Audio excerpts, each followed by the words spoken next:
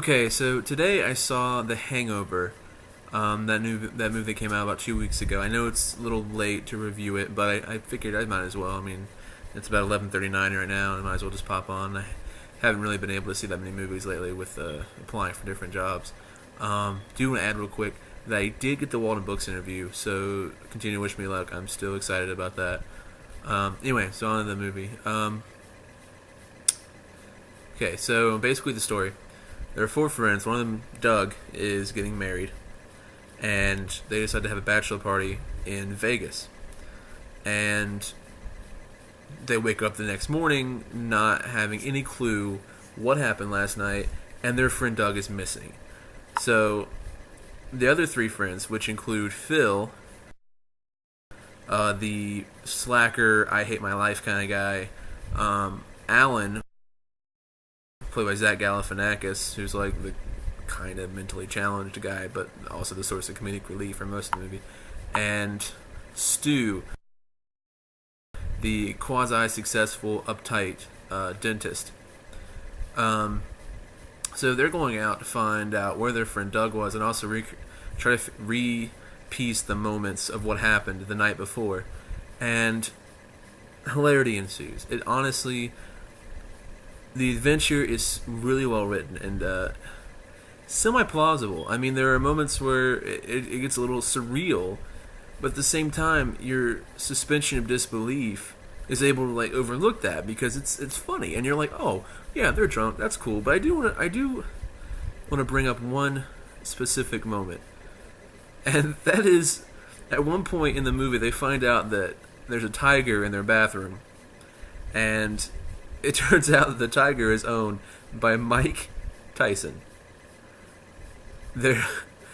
Mike Tyson owns a fucking tiger in this movie. And this raises up a whole other bout of questions. The first one being, why does Mike Tyson have a tiger?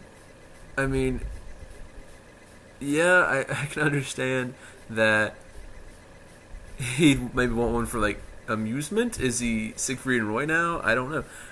But at the same time, it shows him having a little dog that he carries around, a little chihuahua, and I figure that would be a bit dangerous when you have a fucking cat that can eat it on your property. But I mean, and then another thing is, like, how do they sneak into Mike Tyson's house, steal the cat from him, and take it away into a police car, which they also stole? It doesn't show how that happened. I'd like to know, though, because that was a pretty funny moment in the movie. It never answers that question. It just kind of, like, shies it off like it was nothing. But going back to the other stuff they did that night, let's see. They apparently, like I said, they steal a police car. They accidentally steal 80 grand from an Asian, what appears to be an Asian mob boss. I really didn't get what it was trying to be.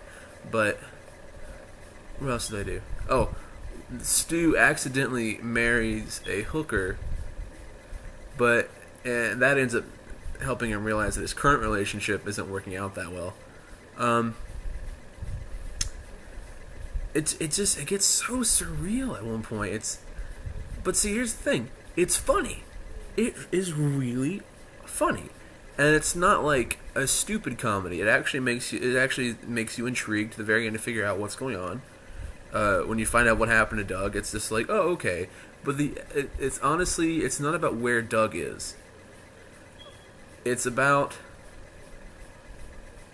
having fun with your friends before this life-altering event and finding out who you really are in the event of change.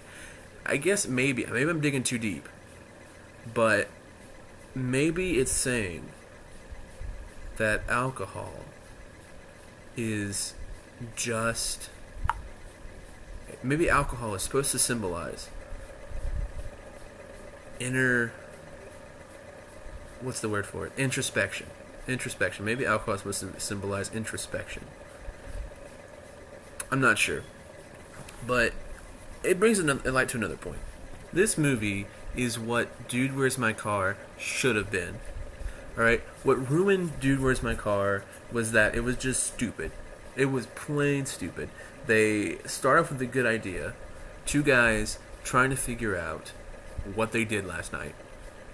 and they just devolved it into something completely implausible, and at that point it's just completely uninteresting. It's just like, oh, we get drunk and then there's aliens and a cult that's led by Zoltan, which I admit, that was pretty funny. Zoltan was actually pretty, House Sparks, and being famous is kind of funny, House Sparks. But anyway, what The Hangover does to improve on this concept is that it makes it a bit more realistic, while at the same time making the humor more intelligent.